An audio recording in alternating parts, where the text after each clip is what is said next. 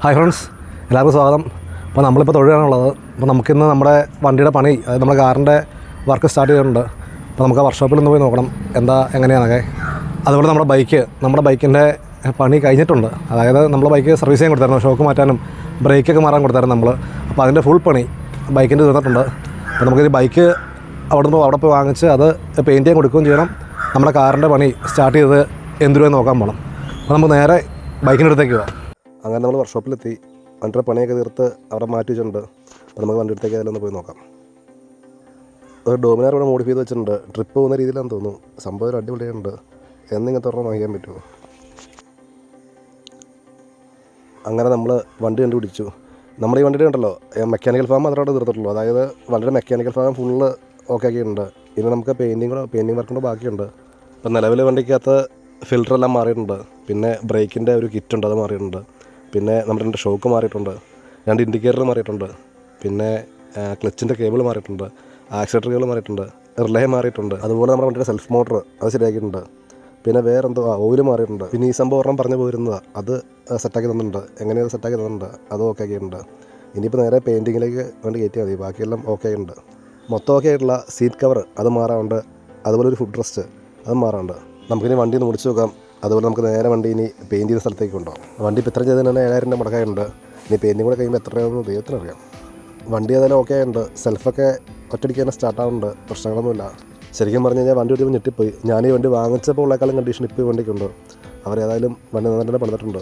ഇപ്പോൾ 7,000 രൂപ മുടക്കായാലും അതിലുപരി വണ്ടി അടിപൊളിയായിട്ടുണ്ട്. അപ്പം നമ്മൾ ആദ്യം വണ്ടി കൊണ്ടുവരുന്നൊരു പെയിൻറ്റിങ് വർക്ക്ഷോപ്പിലേക്കാണ്. പിന്നെ നമ്മളത് മാറ്റിയൊരു ഡീറ്റെയിൽ സെൻറ്ററിലേക്കാക്കി. അതിന് കാരണം എന്താണെന്ന് പിന്നെ പറയാം. ഇപ്പം മഴയൊക്കെ നനഞ്ഞിരിക്കുന്ന കാരണം വണ്ടിക്ക് ചെറിയൊരു കളറൊക്കെ ഉണ്ട്. പക്ഷേ ശരിക്കും പറഞ്ഞു കഴിഞ്ഞാൽ ടാങ്കിക്ക് ശരിക്കും വെള്ളം നിറയണം വണ്ടിയുടെ. കാരണം ഫുള്ളൊരു എന്തോ ഒരു പാട് പോലത്തെയൊക്കെ സംഭവമാണ്. ഇപ്പം നമുക്കങ്ങനെ അറിയാൻ പറ്റുന്നില്ല. ക്യാമറ കൂടെ നോക്കുമ്പം ഒട്ടും അറിയാൻ പറ്റുന്നില്ല. പക്ഷേ ശരിക്കും നമ്മൾ നോക്കുമ്പോഴത്തേക്കും നല്ല പ്രശ്നമുണ്ട് അതിൻ്റെ അകത്ത്. പെയിൻ്റൊക്കെ പോയി മൊത്തം കുളമായിട്ടിരിക്കുക. അപ്പോൾ വെയിലും കൂടെ പറയാൻ വേണ്ട, അത് ശരിക്കും എടുത്ത് കാണിക്കും. ഇപ്പോൾ മഴയൊക്കെ നനഞ്ഞിരിക്കുന്ന കാരണമാണ് കുറച്ച് കളർ തോന്നിക്കുന്നത്. ഏതായാലും നമ്മൾ വണ്ടി ഇവിടെ കൊണ്ടുവന്നിട്ടുണ്ട്. ഇനി അവർ നോക്കിയിട്ട് പറയും ഇത് ചെയ്യാൻ പറ്റുമോ ഇല്ലയോ എന്ന്. ഇവിടെ ശരിക്കും പറഞ്ഞാൽ ഇവർ പെയിൻറ്റിങ് വർക്കൊന്നും ചെയ്യില്ല, ഡീറ്റെയിലിംഗ് മാത്രമേ ഉള്ളൂ.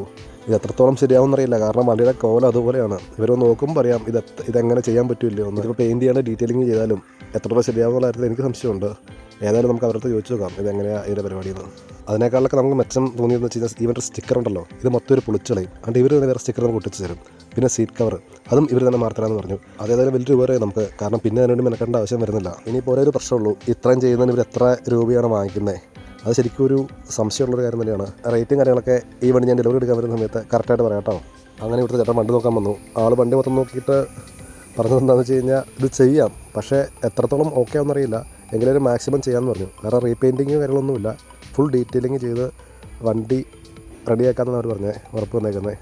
അപ്പോൾ ഒരു ദിവസം സമയമാണ് അവർക്ക്. അപ്പോൾ നമുക്ക് നാളെ വണ്ടി കിട്ടും. വണ്ടി നമ്മൾ ഇവിടെ തന്നെ കൊടുത്തിട്ട് തീരുമാനിച്ചു. ബാക്കിയുള്ള വിശേഷങ്ങൾ നമുക്ക് നാളെ വന്ന് കണ്ടു തന്നെ അറിയാം.